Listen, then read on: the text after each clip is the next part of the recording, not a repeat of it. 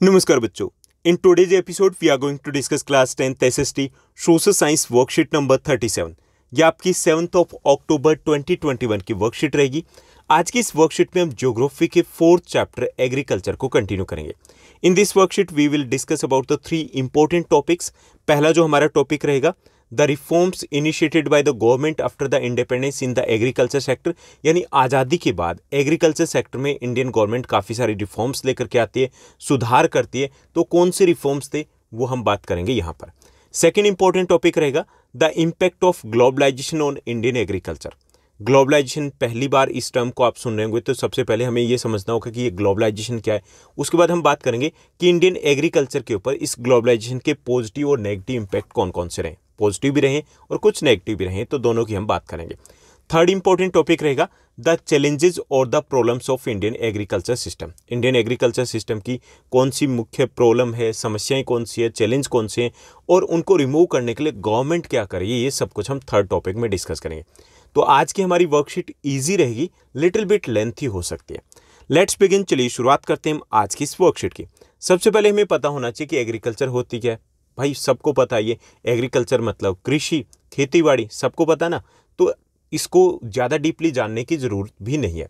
Definition की बात करें तो keeping of animals and growing plants is known as an agriculture, यानी कि पशुपालन और पौध पालन है, उसको हम कृषि कहेंगे। ठीक, समझ में आ गया ना। यानी इसमें पशुपालन भी किया जाता है, पौध पालन मतलब क्रॉप्स को भी ग्रो किया जाता है, तो उसको हम बोलेंगे एग्रीकल्चर। इंडिया की बात करें तो इंडिया में एग्रीकल्चर बहुत मैटर करती है, बहुत ज़्यादा इंपॉर्टेंट है, because 60% population depends on agriculture for their living. अपने पेट को भरने के लिए 60% जो हमारी जनता है वो कृषि के ऊपर, खेती बाड़ी के ऊपर ही डिपेंड करती है। और इंडियन इकोनॉमी की बात करें तो उसकी बैकबोन भी एग्रीकल्चर है। जिस वर्ष जो एग्रीकल्चर प्रोडक्शन थोड़ा सा डाउन चला जाता है, हमारी इकोनॉमी भी धड़ाम से नीचे गिर जाती है। जिस वर्ष हमारा एग्रीकल्चर प्रोडक्शन कम रहता है, उस वर्ष हमारे बाजार में रौनक गायब हो जाती है, त्यौहार हमारे फीके हो जाते हैं, क्योंकि 60% जो पॉपुलेशन होती है उसके पास उसकी पॉकेट है वो खाली रह जाती है। इसलिए एग्रीकल्चर है वो हमारे लिए जितना हम समझते हैं उससे कहीं ज़्यादा इंपॉर्टेंट है इंडिया के लिए। तो यहाँ पे सबसे पहले हम बात करेंगे द टेक्नोलॉजिकल और the institutional reforms in the agriculture sector. सबसे पहले तो हमें समझना है कि इन रिफॉर्म्स की नीड क्यों हुई। तो इन रिफॉर्म्स को एक तो हमने इनिशिएट किया था तुरंत बाद में, जब हम इंडिपेंडेंस हमें मिली थी उसके बाद 1980 और 1990s के बीच में भी हमने कई सारी रिफॉर्म्स किए थे। तो हम सारे टोटल रिफॉर्म्स की बात करेंगे, सिर्फ इन्हीं की बात नहीं करेंगे। ठीक, तो रिफॉर्म्स की नीड क्यों हुई थी, तो इसका एक बड़ा कारण था कि आफ्टर द इंडिपेंडेंस इंडिया की जो पॉपुलेशन है वो उसमें ग्रोथ रेट है वो काफ़ी फास्ट रहती है, रैपिड ग्रोथ रेट होती है। 1951 की बात करें तो हमारी टोटल जो पॉपुलेशन थी 36 करोड़ थी। ठीक, और अब बात करें तो 136 करोड़ हो चुके हैं। देखिए कितनी तेज़ी से हमारी पॉपुलेशन बढ़ी है। तो पॉपुलेशन बढ़ने का मतलब समझते हो, ज़्यादा लोग। ठीक, ज़्यादा लोग मतलब ज़्यादा पेट, सबका अपना एक पर्सनल पेट होता है और सब पेट में भूख भी लगती है, और ज़्यादा भूख मतलब सबको खाने के लिए चाहिए। तो इसके लिए ज़रूरी था कि हम जो फूड ग्रेन्स है उनको हम यहाँ पे प्रोड्यूस करें। अब प्रोड्यूस कैसे करेंगे, जब हम एग्रीकल्चर को रिफॉर्म करेंगे। तो पहली जो हमारी नीड थी कि to increase the production of the agriculture sector we initiated these reforms, हमें इन रिफॉर्म्स की जरूरत थी। Second, for the equal development of the country and to remove the poverty, यानी कि गरीबी को कम करने के लिए और रैपिड ग्रोथ रेट के लिए भी ज़रूरी था कि एग्रीकल्चर के ऊपर हम फोकस करें, उनको रिफॉर्म करें, क्योंकि उस वक्त जो हमारी इकोनॉमी थी वो इकोनॉमी मेनली एग्रीकल्चर के ऊपर ही डिपेंड करती थी। तो अगर कंट्री को हमें सरपट आगे दौड़ाना था तो उसके लिए ज़रूरी था कि एग्रीकल्चर भी सरपट आगे दौड़े। तो इन दोनों कारणों से, to increase the production of the food grains in the country and second for the rapid growth rate of the country, we initiated some reforms in the agriculture sector. हम कुछ रिफॉर्म्स लेकर के आए, कुछ सुधार किए। तो कौन कौन से रिफॉर्म्स थे उनकी हम बात करेंगे। सबसे पहले यहाँ पे दिए गए, इनके अलावा कुछ और रिफॉर्म्स मैं आपको बताता हूँ। एक था कंसोलिडेशन, फर्स्ट जो था कंसोलिडेशन। कंसोलिडेशन को हिंदी में आप बोल सकते हैं चकबंदी। ठीक, ये पहला रिफॉर्म था that was initiated soon after the independence, हमने शुरुआत की थी आज़ादी के तुरंत बाद। चकबंदी से पहले क्या था कि जैसे ये विलेज है तो फार्मर के जो खेत थे वो एक इधर एक इधर एक इधर ऐसे बिखरे हुए खेत थे।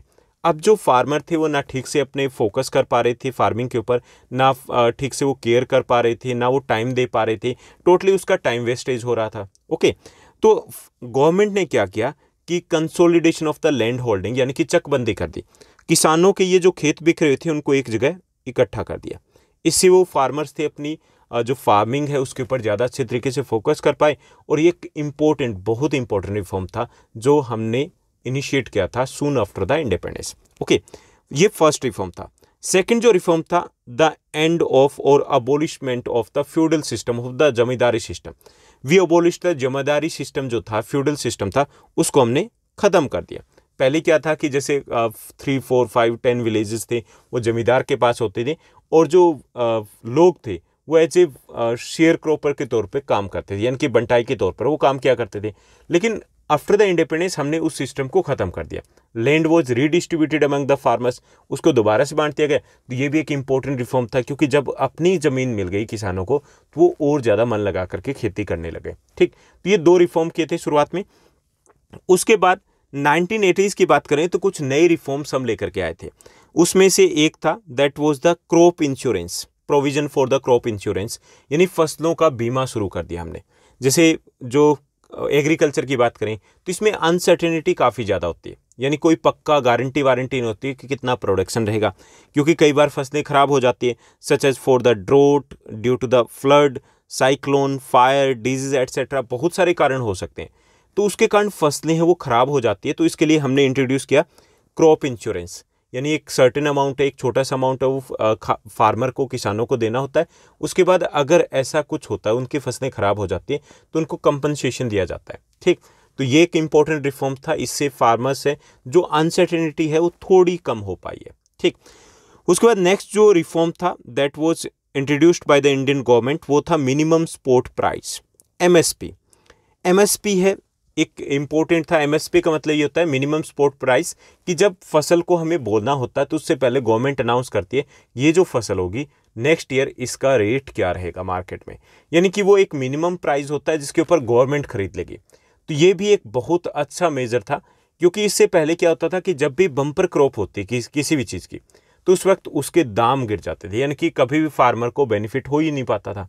लेकिन उसके बाद अब जो ये एमएसपी है, इससे फार्मर्स है वो थोड़ा सा बेटर सिचुएशन में, क्योंकि उन्हें ये एश्योरिटी रहती है कि ये रेट तो उसे मिलेगा ही मिलेगा, क्योंकि इस रेट के ऊपर गवर्नमेंट उनसे उस क्रॉप को खरीद लेगी, उस जितना भी वो प्रोडक्शन होगा। ठीक, तो ये भी एक इंपॉर्टेंट रिफॉर्म था, एमएसपी, मिनिमम सपोर्ट प्राइस।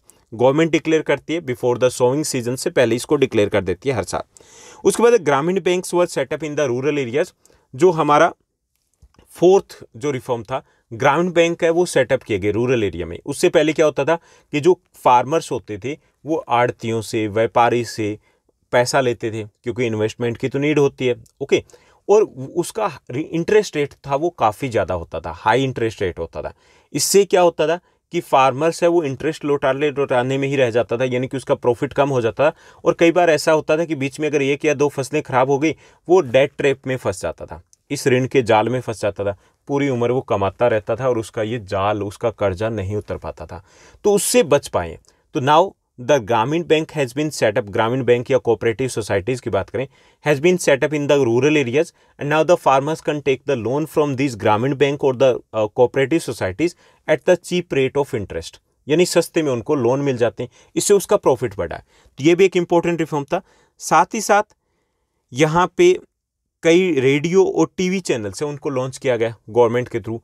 अब ये जो रेडियो टीवी चैनल्स हैं वो बहुत इंपॉर्टेंट है फार्मर्स के लिए, बिकॉज इनके ऊपर जो एग्रीकल्चर रिलेटेड प्रोग्राम्स आते हैं और उनमें इंफॉर्मेशन दी जाती है कि कब क्या करना है, कैसे करना है, किस तरीके से कंट्रोल करना है, वेदर क्या रहेगा। तो ये सब कुछ भी बहुत इंपॉर्टेंट था। अब तो हमारा डेडिकेटेड एक डीडी किसान चैनल भी है जो कि फार्मर्स के लिए डेडिकेटेड है, जिसमें 24 आवर्स जो फार्मर्स के लिए प्रोग्राम होते हैं। तो ये भी एक इम्पोर्टेंट रिफॉर्म्स था कि किसानों को, फार्मर्स को जाकर के ट्रेनिंग नहीं दी जा सकती थी, लेकिन इससे बहुत सारे किसान थे। 90% जो फार्मर्स है वो इन टीवी चैनल या फिर रेडियो से जुड़े होते हैं, और यहाँ पर वो लाइव कॉल करके, उससे पहले जो लेटर राइट किए जाते थे तो उनसे वो अपने क्वेश्चंस भी पूछा करते थे। तो ये भी एक इम्पोर्टेंट रिफॉर्म था। उसके बाद अगर बात की जाए कि अदर रिफॉर्म्स की, तो उसमें एक किसान क्रेडिट कार्ड, केसीसी। केसीसी क्या होता है कि जैसे किसी फार्मर के पास जितनी ज़मीन है तो उसको एक लोन दे दिया जाता है, उसको एक क्रेडिट कार्ड बना करके दे दिया जाता है। अब उसको उसका इंटरेस्ट नहीं देना। इंटरेस्ट कब देना है? मान लीजिए उसे 20,000 की नीड है, उसका 2 लाख का क्रेडिट कार्ड है, तो 20,000 रुपीज़ अगर निकालेगा तो उसी का ही उसको इंटरेस्ट देना है। और उसने 1 मंथ के बाद वापस डिपॉजिट करवा दिया अपने अकाउंट में, तो उसको उतने 1 मंथ का ही उसको इंटरेस्ट देना पड़ेगा। तो एक अलग तरीके से, एक तरीके से किसान के पास, फार्मर के पास खुद का एटीएम हो गया, जब मर्जी पैसे निकालो वापस रख दो। तो ये भी एक इम्पोर्टेंट था, बिकॉज जो एग्रीकल्चर फार्मिंग है तो उसमें इन्वेस्टमेंट पहले करना होता है। 6 मंथ्स के बाद उन्हें वो आउटपुट मिल पाता है, रिजल्ट मिल पाता है। तो ये भी एक इम्पोर्टेंट रिफॉर्म था। ऐसी PAIS personal accident insurance scheme है, उसको लॉन्च किया गया गवर्नमेंट के थ्रू, क्योंकि जो फार्मिंग होती है वो इतनी ईजी नहीं होती। रात को 1 बजे सर्दियों में तब भी किसान खेत में होता है, दोपहर की बात करें गर्मियों की लू चल रही होती है तो 1 बजे तब भी वो खेत में होता है। बहुत सारी मशीनों का यूज़ करना होता है। कई बार इस टाइप के कुछ कह सकते हैं एक्सीडेंट्स हो सकते हैं, चांसेस बने रहते हैं, तो उससे उनको इंश्योरेंस मिल पाया कि अगर ऐसा कुछ हो जाता है लिटिल बिट, तो उनको कुछ हद तक कंपनसेशन मिल पाए। ये भी एक इम्पोर्टेंट स्कीम थी। तो ये कुछ रिफॉर्म्स थे जो गवर्नमेंट के द्वारा लॉन्च किए गए थे आफ्टर द इंडिपेंडेंस। कौन कौन से थे एक बार फिर से बता देता हूँ।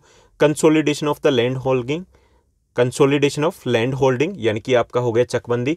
दूसरा, अबोलिशमेंट ऑफ द फ्यूडल सिस्टम यानी जमींदारी प्रथा उसको समाप्त कर देगा, ये हो गया आपका दूसरा, सेकंड हो गया।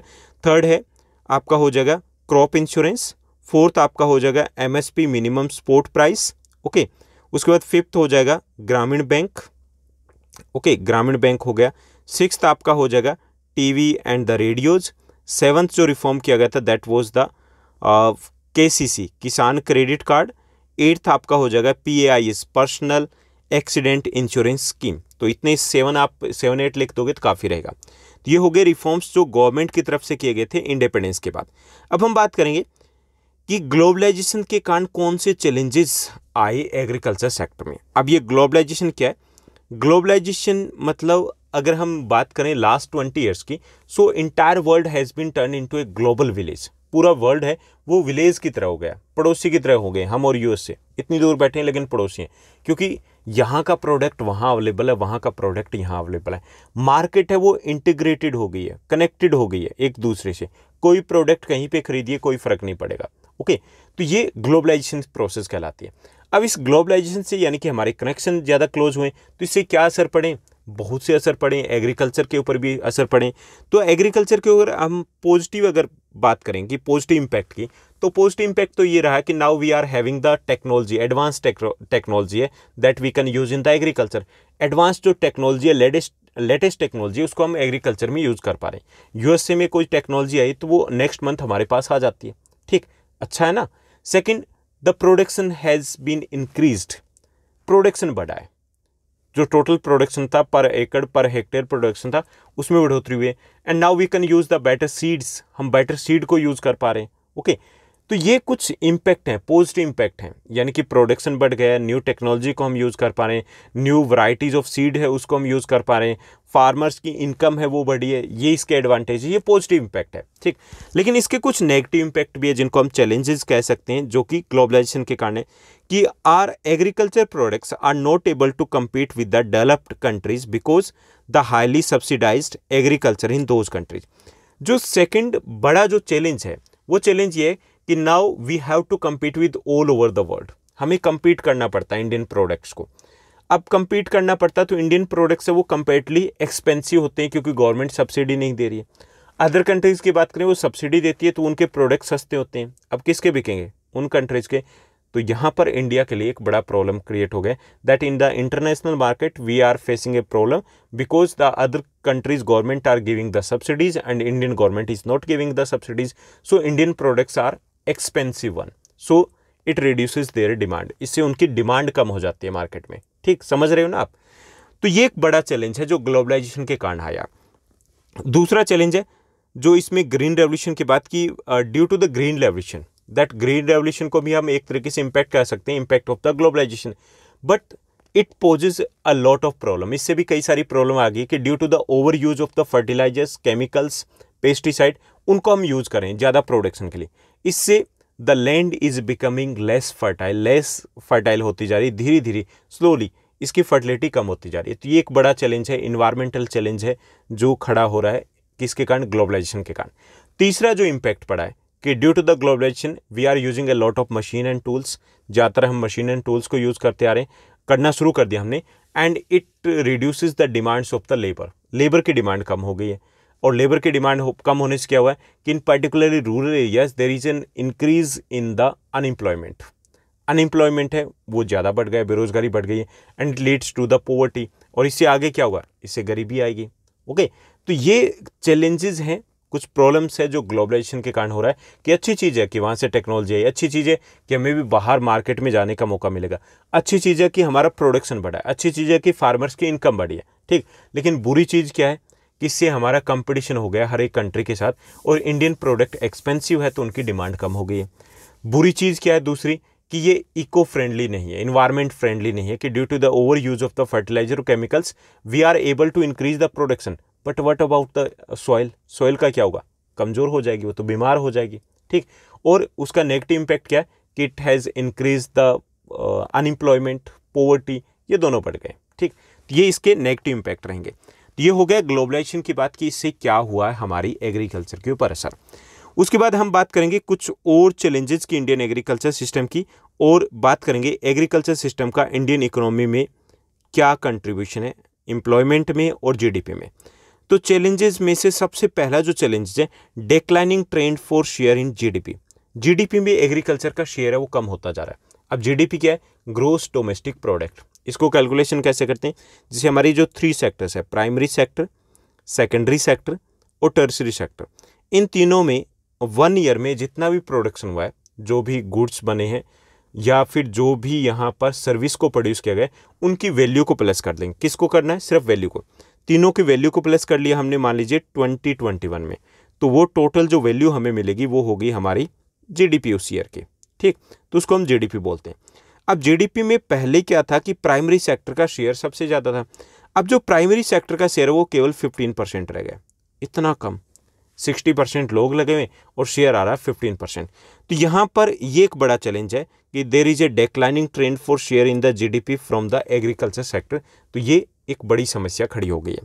दूसरा है, दो the GDP growth rate is increasing over the years but it is not declining trend for share in GDP. हालांकि जो जीडीपी की ग्रोथ रेट है वो बढ़ रही है हमारी, ठीक, बेटर है, पॉजिटिव है, लेकिन एग्रीकल्चर सेक्टर का जो शेयर है जीडीपी में वो कम होता जा रहा है। Indian farmers are facing a big challenge from the international competition and our government is going ahead with reduction in the public investment in the agriculture sector. इसके साथ साथ एक तो ये चैलेंज है, दूसरा चैलेंज ये कि we are facing the international competitions due to the globalisation के कारण हमें इंटरनेशनल कंपटीशन को फेस करना पड़ रहा है। और दूसरी तरफ गवर्नमेंट क्या करी है कि वो यहाँ पर जो इन्वेस्टमेंट था एग्रीकल्चर सेक्टर में, जैसे इरिगेशन में था, सिंचाई में था, पावर में था, रूरल रोड्स में था, मार्केट में था, या फिर जो मशीनीकरण किया जा रहा था, यूज ऑफ द मशीन्स था, तो उसमें वो कम करती जा रही है। यानी कि उल्टा हो रहा है, करना ज़्यादा चाहिए इन्वेस्टमेंट लेकिन वो कम करें। So this one is also creating a problem in the agriculture sector. इसके साथ साथ subsidy on the fertiliser is decreased leading to the increase in the cost of production. Fertilisers में पहले सब्सिडी दी जाती थी, उस सब्सिडी को कम कर दिया गया, इससे एग्रीकल्चर एक्सपेंसिव हो चुकी है, जो लगभग 3 टाइम्स ज़्यादा रेट है वो पे करने पड़ रहे हैं फर्टिलाइजर्स के। तो ये भी फार्मर्स के लिए एक बड़ा चैलेंज है कि because it has increase their जो इन्वेस्टमेंट है उसको इंक्रीज़ कर दिया, उनकी जो कॉस्ट ऑफ प्रोडक्शन है उसको इंक्रीज़ कर दिया। यानी कि उनका जब कॉस्ट ऑफ प्रोडक्शन ज़्यादा हुआ तो इट मीन्स उनका प्रॉफिट कम हो गया। Reduction in the import duties on agriculture products have proved detrimental to the agriculture in the country।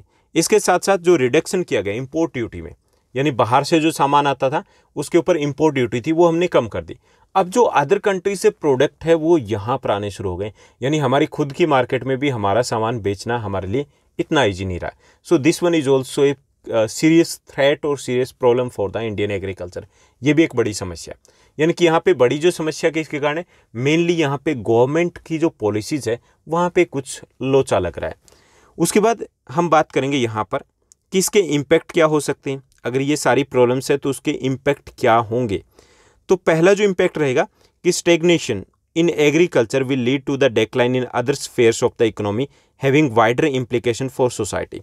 कि ये जो स्लो डाउन प्रोसेस होगी एग्रीकल्चर सेक्टर की, it will affect the growth rate of the secondary and tertiary sector है उसकी growth rate को affect करेंगे, क्योंकि जो सेकेंडरी सेक्टर है उसमें से बहुत सारी इंडस्ट्रीज है जो एग्रो बेस्ड इंडस्ट्रीज है, एग्रीकल्चर से रॉ मटेरियल लेती हैं। अगर एग्रीकल्चर ही डूब जाता है तो उनके लिए प्रॉब्लम खड़ी हो जाएगी। दूसरा ये कि प्रोडक्ट्स जो बनते हैं सेकेंडरी सेक्टर में, उन बहुत सारे प्रोडक्ट्स की डिमांड है वो एग्रीकल्चर सेक्टर में होती है। अगर इसकी ग्रोथ रेट कम हो जाती है तो वहाँ पर उनकी डिमांड भी कम होगी, तो एक तरीके से उनकी स्पीड है वो स्लो डाउन हो जाएगी सेकेंडरी सेक्टर की। सेम वे में अगर एग्रीकल्चर सेक्टर है वो ग्रोथ नहीं करता है तो certain services such as the banking, transport, communication, trade, उनकी भी डिमांड कम रहेगी, तो उनकी ग्रोथ रेट भी रुक जाएगी। तो एक तरीके से एग्रीकल्चर सेक्टर है अगर उसमें कहीं पे भी ठहराव आता है तो दोनों सेक्टर को ये लो डूबेगा, यानी कि उनकी भी स्पीड को कम कर देगा। नेक्स्ट है farmers are withdrawing their investment from the agriculture causing a downfall in the employment in agriculture.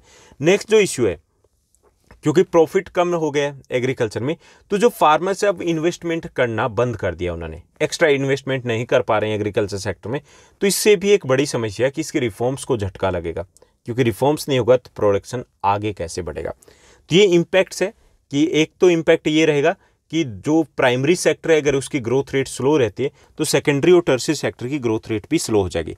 और दूसरा इम्पैक्ट ये रहेगा कि farmers if they are not showing the much interest in the agriculture, it will reduct कह सकते हैं, it will reduce the production of the agriculture. Agriculture का production है वो कम हो जाएगी क्योंकि वो रिफॉर्म्स की तरफ ध्यान ही नहीं दे रहे। अब बात करेंगे कि गवर्नमेंट इसमें क्या कर रही है। यहाँ पे establishment of the Indian council of agriculture research ICAR उसको एस्टेब्लिश किया गया, एग्रीकल्चर यूनिवर्सिटीज़ को एस्टेब्लिश किया गया, वेटनरी सर्विस और एनिमल ब्रीडिंग सेंटर्स हैं उनको सेटअप किया गया। तो इनको सेटअप करने का मेन जो प्रॉब्लम है, मेन जो मोटिव है, नॉट द प्रॉब्लम, इसका मोटिव क्या है कि जो एग्रीकल्चर की ग्रोथ रेट है या एग्रीकल्चर जो सेक्टर है उसको असिस्ट करना, उसको बेटर जो रिसर्च किए जाएंगे, बेटर क्वालिटी सीड दिए जाएंगे, बेटर तरीके से असिस्ट किया जाएगा, तो उससे क्या होगा कि एग्रीकल्चर के डेवलपमेंट के चांसेस बढ़ जाएंगे। ठीक, तो अगर हम अब बात करें तो बहुत सारी यूनिवर्सिटीज़ है, एग्रीकल्चर यूनिवर्सिटीज़ है, अलग अलग स्टेट्स में ओपन की गई है, तो उसका मेन जो फंक्शन यही है कि हम एग्रीकल्चर को नेक्स्ट लेवल पर लेकर के जाएँ। दूसरा, horticulture development, research and development in the field of the metrology and weather forecast etcetera. इसके साथ साथ हॉर्टिकल्चर जो है उसके ऊपर फोकस किया जा रहा है, साथ साथ जो वेदर फोरकास्टिंग है, मेटीरियोलॉजिकल साइंस है, वहाँ पर भी फोकस किया जा रहा है। वेदर फोरकास्टिंग मतलब कि आपको मैसेज मिलेगा, पहले से बता दिया जाएगा कि नेक्स्ट 7 डेज में, नेक्स्ट 15 डेज में किस दिन बारिश होगी, किस दिन मौसम खुश रहेगा, किस दिन मौसम साफ रहेगा। ये फार्मर्स के लिए ये इन्फॉर्मेशन बहुत इंपॉर्टेंट होती है, तो उनके पास ये ईजिली पहुँच पाती है, मैसेज के थ्रू मैसेज आते हैं और वो चेक कर पाते हैं, उसी के अकॉर्डिंग उनको इरिगेशन करनी है नहीं करनी है, तो ये सब कुछ वो डिसाइड कर पाते हैं। तो ये भी एक वेलकम स्टेप है जो गवर्नमेंट लेकर के आ रही है। उसके बाद फोर्थ दिया गया improving the rural infrastructure was also considered essential. इसके साथ साथ जो रूरल इंफ्रास्ट्रक्चर है उसके ऊपर भी गवर्नमेंट फोकस करी, हालांकि उतना नहीं करी लेकिन लिटिल बिट फोकस करी है। तो ये हैं कुछ चैलेंजेस कि इसका जैसे GDP में शेयर कम हो रहा है, इंटरनेशनल कंपटीशन है उसको हमें फेस करना पड़ रहा है, ओके, एग्रीकल्चर एक्सपेंसिव हो गई है, इन्वायरमेंट फ्रेंडली नहीं रही है, ये चैलेंजेस है। और उसके इम्पैक्ट क्या रहेंगे कि ये हमारी इकोनॉमी उसके लिए भी खतरनाक है, यानी कि सेकेंडरी और टर्शियरी सेक्टर की जो ग्रोथ रेट है वो कम हो जाएगी, और फार्मर से अगर उनका प्रॉफिट कम होता है तो वो इंटरेस्ट शो नहीं करेंगे एग्रीकल्चर में। और गवर्नमेंट है वो अपनी तरफ से स्टेप्स उठा ही रही है कि कैसे भी एग्रीकल्चर को हम आगे लेकर के जाएं। Now let's move to the second segment और डिस्कस करेंगे इस वर्कशीट पर बेस्ड कुछ इजी क्वेश्चंस की। टोटल 4 क्वेश्चन दिए गए यहाँ पर इस वर्कशीट में। फर्स्ट जो हमारा क्वेश्चन दिया गया, why were technical and the institutional reforms initiated. जो टेक्निकल या इंस्टीट्यूशनल रिफॉर्म्स थे वो शुरुआत उनकी क्यों की गई थी, सबसे पहले तो हमें बताना है कि इनकी ज़रूरत क्या थी।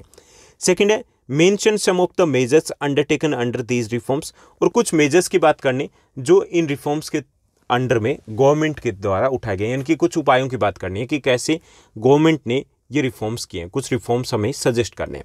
तो सबसे पहले हमें बताना है कि क्यों ज़रूरत है इन सुधारों की। Technological and the institutional reforms were initiated to increase the crop production and second development of the agriculture, यानी कि इसके पीछे 2 कारण हैं, 2 मोटिव है। First to increase the production, पहला तो मोटिव है कि प्रोडक्शन को बढ़ाना है। सेकंड है the development of the agriculture sector उसका विकास करना है, क्योंकि एग्रीकल्चर सेक्टर अगर उसका डेवलपमेंट होगा तो सेकेंडरी और टर्शियरी सेक्टर का भी डेवलपमेंट होगा, ट्रेड का भी डेवलपमेंट होगा। ओके, तो इसके दो मेन मोटिव है, first to increase the crop production and second the development of the agriculture. ठीक, तो ये समझ में आ गया ना कि क्यों करना चाहिए। अब ये कि इन रिफॉर्म्स में गवर्नमेंट ने किया क्या है, कौन से इंपॉर्टेंट स्टेप्स है जो उठाए गए। तो इसमें सबसे पहले कंसोलिडेशन ऑफ लैंड होल्डिंग, जो ज़मीनें हैं वो एक जगह इकट्ठी कर दी गई, जिसको हमने चकबंदी कह सकते हैं। अभी हमने बात की ना कि पहले एक फार्मर के इधर उधर 4 साइड में खेत थे, अब उनको एक ही जगह पर इकट्ठा कर दिया गया, तो इसे बोलते हैं कंसोलिडेशन ऑफ लैंड होल्डिंग। ये किया गया इंपॉर्टेंट रिफॉर्म है। सेकेंड है crop insurance scheme has been launched by the government now. अभी अगर किसी कारण से अगर फसलें खराब हो जाती है तो we are eligible for that compensation, अगर हमने इंश्योरेंस करवा रखा है। तो ये भी इंपॉर्टेंट है, क्योंकि जो एग्रीकल्चर सेक्टर है इसमें अनसर्टेनिटी ज़्यादा रहती है, प्रोडक्शन की कोई गारंटी वारंटी नहीं होती। थर्ड है MSP, minimum support price scheme है, वो गवर्नमेंट ने लॉन्च किया। गवर्नमेंट हर साल बिफोर द सोविंग मंथ से पहले हर साल जो क्रॉप है उसके लिए एमएसपी डिक्लेयर करती है। इससे भी फार्मर्स को मोटिवेशन मिलता है, because if they grow A lot of production, अगर किसी भी फसल का ज़्यादा प्रोडक्शन हो जाता है तो उसके दाम नीचे नहीं गिर पाते एमएसपी के कारण, यानी इस रेट के ऊपर तो गवर्नमेंट खरीदेगी। नेक्स्ट है KCC, Kisan credit card scheme, that is also very important reforms. Now the farmers need not to depend on the land owners businessman है, उनके ऊपर डिपेंड नहीं करना होता, यानी वो केसीसी के थ्रू जैसी रिक्वायरमेंट होती है उसी के अकॉर्डिंग अपने खुद की केसीसी कार्ड से अपने मनी को निकाल सकते हैं और उसको यूज करने के बाद दोबारा कभी भी डिपॉजिट किया जा सकता है। तो that is also very important for the farmers, specially जो मीडियम और स्मॉल फार्मर्स हैं उनके लिए बहुत इंपॉर्टेंट है। उसके बाद दिया गया agriculture programmes on the radio and TV, ये भी एक इंपॉर्टेंट रिफॉर्म है। एग्रीकल्चर प्रोग्राम्स है वो टीवी और रेडियो के ऊपर शो किए जाते हैं और उसके थ्रू भी काफ़ी सारी इन्फॉर्मेशन है वो फार्मर्स के पास पहुंचती है, वो उसी के अकॉर्डिंग अपनी फार्मिंग के ऊपर फोकस कर पाते हैं। तो ये भी एक इम्पॉर्टेंट रिफॉर्म है जो गवर्नमेंट के द्वारा है वो इनिशिएट किया गया है। ठीक, तो ये हो गया हमारा फर्स्ट क्वेश्चन, जिसमें बताना था कि रिफॉर्म्स क्यों ज़रूरी है और गवर्नमेंट ने कौन कौन से सुधार या रिफॉर्म किए हैं। Now let's move to the next question. Second हमारा क्वेश्चन दिया गया, stagnation in agriculture will lead to the decline in other spheres of economy having wider implication for the society। कि अगर एग्रीकल्चर है उसमें जो ठहराव आ गया, यानी वो आगे नहीं बढ़ रही है, ये जो ठहराव है, ये जो रुकावट है, इससे क्या होगा कि lead to the decline other spheres of economy, यानी कि इकोनॉमी के जो अदर एस्पेक्ट्स है उनको अफेक्ट करेगा ये, and having wider implication for the society, जो हमारी सोसाइटी है उसके ऊपर भी इसका असर दिखेगा अगर एग्रीकल्चर है वो ग्रोथ नहीं करती है तो। कैसे, हमें एक्सप्लेन करना है। ठीक, stagnation in agriculture will hinder the development of secondary and tertiary sector. सबसे पहले तो सेकेंडरी और टर्शियरी सेक्टर की हवा निकलेगी, क्योंकि उनका डेवलपमेंट है डिपेंड करता है प्राइमरी सेक्टर के ऊपर। अगर इसकी ग्रोथ रेट कम होती है तो उनकी ग्रोथ रेट के ऊपर भी नेगेटिव इंपैक्ट पड़ेगा, पहला। Second, this will increase the unemployment in the country. अगर एग्रीकल्चर है उसका डेवलपमेंट नहीं हो पाता तो वहाँ पर एग्रीकल्चर सेक्टर में ऑलरेडी सरप्लस है, वो और ज़्यादा सरप्लस हो जाएंगे क्योंकि कम लोगों की नीड रहेगी, तो वहाँ पर अनएम्प्लॉयमेंट है वो बढ़ेगा, and this unemployment will lead to the poverty, इससे पोवर्टी बढ़ेगी। ओके, तो ये सोशल इम्पैक्ट्स रहेंगी अगर एग्रीकल्चर है वो ठहर जाता है, रुक जाता है, उसकी ग्रोथ रेट है वो कम हो जाती है। Now let's move to the second question. Second जो हमारा क्वेश्चन रहेगा, थर्ड जो हमारा क्वेश्चन रहेगा कि what has been the impact of globalisation on Indian agriculture. Indian agriculture के ऊपर ग्लोबलाइजेशन के इम्पैक्ट क्या है वो हमें बताने। List some of the possible solution to meet the challenges posed by the globalisation, और कुछ जो हमें सजेशन देने हैं कि ये जो समस्याएं खड़ी हो रही है ग्लोबलाइजेशन के कारण उसको हम कैसे फेस कर सकते हैं। तो पहले हमें इम्पैक्ट बताने हैं, तो इम्पैक्ट पॉजिटिव और नेगेटिव दोनों है। तो सबसे पहले हम पॉजिटिव इम्पैक्ट की बात करेंगे, तो बहुत सारे हो सकते हैं, हम यहाँ पे 2 ही मेंशन करेंगे। पॉजिटिव इम्पैक्ट है न्यू टेक्निक्स वर एडोप्टेड इन फार्मिंग में हमने नई तकनीक मिली है, नई टेक्नोलॉजी मिली है और उसको हम यूज़ कर पा रहे हैं। ठीक, तो ये फार्मिंग का मॉडर्नाइजेशन हो पा रहा है। सेकेंड, इंक्रीज द प्रोडक्टिविटी पर एकड़ जो प्रोडक्टिविटी है वो बढ़ी है इससे, ग्लोबलाइजेशन से, क्योंकि न्यू जो सीड हमारे पास पहुंची है, न्यू टेक्नोलॉजी पहुंची है हमारे पास, और इसके साथ साथ पेस्टिसाइड है, केमिकल फर्टिलाइजर है, उनको हम प्रॉपर वे से यूज़ कर पा रहे हैं। ओके, तो इससे प्रोडक्शन वो बढ़ा है। तो ये 2 पॉजिटिव इम्पैक्ट है। अब बात करेंगे नेगेटिव इम्पैक्ट की। जो ग्लोबलाइजेशन के, तो उसमें सबसे पहले रहेगा कि due to the more use of the technology and the machines the demand for labourer in agriculture decrease. Agriculture में जो श्रमिक है, मजदूर है, उनकी डिमांड कम हो गई है क्योंकि हमने मशीन का यूज़ करना ज़्यादा कर दिया है। Okay, second, unemployment will increase in the village. Village में जो अनएम्प्लॉयमेंट है वो बढ़ेगा क्योंकि एग्रीकल्चर सेक्टर में जब डिमांड कम होगी इट मीन्स वो अनएम्प्लॉयड रहेंगे, तो अनएम्प्लॉयमेंट, बेरोजगारी बढ़ेगी। थर्ड है agriculture is now expensive. Third जो नेगेटिव इम्पैक्ट है agriculture due to the use of the chemical fertilisers, HYV seeds, pesticides, machine and tools, जो इरिगेशन है, तो इन सब के कारण एग्रीकल्चर महंगी भी हो गई है। ओके, इन्वेस्टमेंट करना है वो काफ़ी महंगा हो चुका है। तो ये कुछ उसके नेगेटिव इम्पैक्ट है।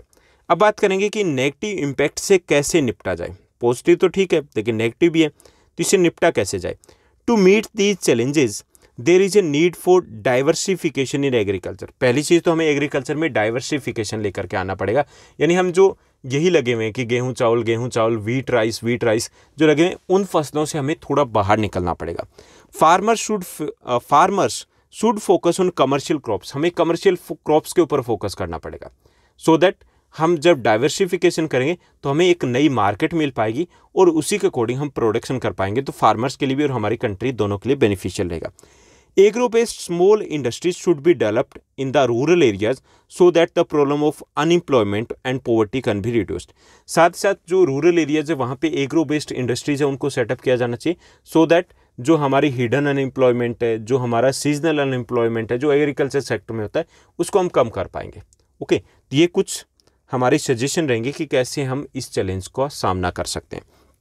तो ये था हमारा थर्ड क्वेश्चन। उसके बाद फोर्थ क्वेश्चन देखेंगे। फोर्थ जो हमें क्वेश्चन दिया गया कि green revolution has been both a boon and a bane comment. हमें बताना कि जो ग्रीन रेवोल्यूशन है उसकी पॉजिटिव साइड भी है, पॉजिटिव इम्पैक्ट भी है, एडवांटेज भी है और उसके डिसएडवांटेज भी है, दोनों ही हमें बताने। तो ग्रीन रेवोल्यूशन की बात करें तो उसके एडवांटेज है increase in the production of crops. Green revolution के बाद प्रोडक्शन बढ़ा है, ठीक, प्रोडक्शन कई गुना बढ़ चुका है। सेकंड है helpful in the modernisation of agriculture. Agriculture का मॉडर्नाइजेशन हो पाया क्योंकि after the green revolution we are using the machine and tools, we are using the proper way से जो बीज हैं हमारे HYV सीड्स हैं उनको हम यूज़ कर पा रहे हैं। तो इसका मॉडर्नाइजेशन हो पाया किससे? ग्रीन रेवोल्यूशन से। Increase the income of farmers. जो फार्मर्स की इनकम है वो भी बढ़ी है क्योंकि जब प्रोडक्शन बढ़ा है तो उनकी इनकम बढ़नी है। ओके, तो इसके पॉजिटिव साइड है ग्रीन रेवोल्यूशन की। नेगेटिव साइड की बात करें, डिसएडवांटेज की बात करें तो यहाँ कुछ डिसएडवांटेज भी है। फर्स्ट है expensive agriculture. Now the agriculture has become quite expensive क्योंकि हमें fertiliser, pesticide, machine and tools, irrigation सब कुछ अगर यूज़ करना है तो इन्वेस्टमेंट तो होगा, तो एग्रीकल्चर एक्सपेंसिव हो गई। Second, harmful to the environment in the long run. लंबे समय की बात करें तो ये इन्वायरमेंट के लिए सही नहीं है क्योंकि because we are over using the fertilisers, chemical etcetera and it will reduce the soil fertility. Soil fertility वो कम हो जाएगी, धीरे धीरे जो मिट्टी है वो बीमार हो जाएगी। तो ये नेगेटिव एक तरीके से इम्पैक्ट है कि it is harmful for the environment. Next है beneficial to only a few crops and large and medium farmers. एक और इसकी जो लिमिटेशन है वो ये कि ये सिर्फ कुछ ही फसलों में इसका एडवांटेज हुआ है ग्रीन रेवोल्यूशन का, जैसे राइस, वीट है, उनका प्रोडक्शन बढ़ा है, बाकी के लिए कुछ नहीं हुआ है। एंड सेकंड, इसका जो बेनिफिट है वो लार्ज और मीडियम फार्मर्स के लिए ज़्यादा है। स्मॉल फार्मर्स है उनके लिए इसका कोई बेनिफिट नहीं हो पाया क्योंकि एग्रीकल्चर बहुत ज़्यादा एक्सपेंसिव हो गई है और वो इसको अफोर्ड नहीं कर पाते।